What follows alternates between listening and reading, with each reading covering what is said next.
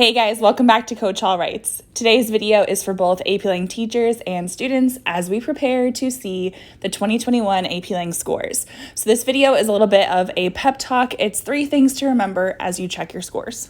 I'm not going to linger too long on this one, but I do think it's important to acknowledge that this was an unprecedented school year. And so because of that, I think as teachers and students, we need to give ourselves a little bit of grace as we look at our scores. And I think it's important to acknowledge the hard work that did go into this school year, regardless of whether you were face-to-face or virtual or hybrid. I know a lot of teachers worked incredibly hard to prepare their students, and I know students worked incredibly hard as well. So regardless of your situation this past year, just know that you did the best you could and keep that in mind as you look at your scores. It's incredibly important to remember that scores do not define student aptitude.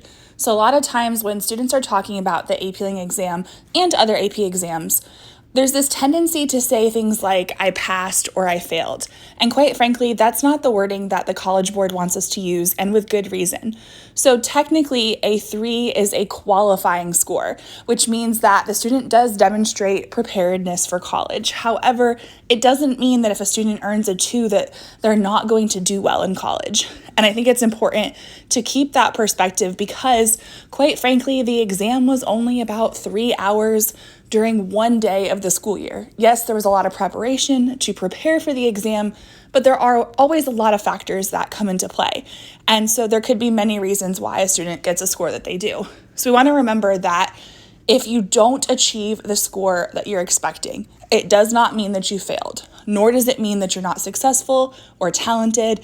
It doesn't mean that you're not going to do well in college. It just means that on that day, you didn't perform to the level that you perhaps expected to. And I think this is sometimes really hard for students to recognize and understand because, quite frankly, when you spend a whole year preparing for an exam, you want that particular score. But at the same time, I think it's incredibly important to remember that it's just one exam. And you do not have to report the score to colleges if you choose not to. You can withhold the score. And quite frankly, depending on which year you are, if you're a junior, there might be other options for next year. So let's say you didn't get the score you want. Perhaps you could take a concurrent credit class if your school offers it, or maybe you'll have more success in AP Lit. But it doesn't mean that just because you didn't get a 3 or a 4 or a 5, that you're not good enough.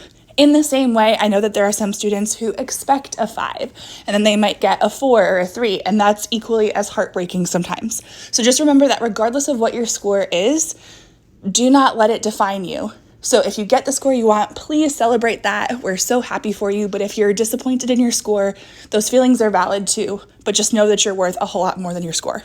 In the same regard, if there are any teachers watching this video, please remember that your student scores do not define your success or your worth as a teacher. Lastly, before you look at your scores, I want you to remember that the value of the AP Lang course is not confined to the exam itself. Students undergo an immense transformation throughout the course of a school year because of the skills emphasized in the class.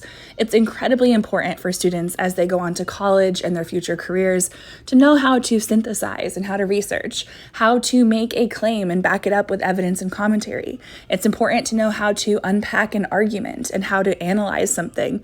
These are all skills that students will take with them beyond the exam. So regardless of a student's score, it's important to remember that the class itself fosters better writers, better communicators, better thinkers.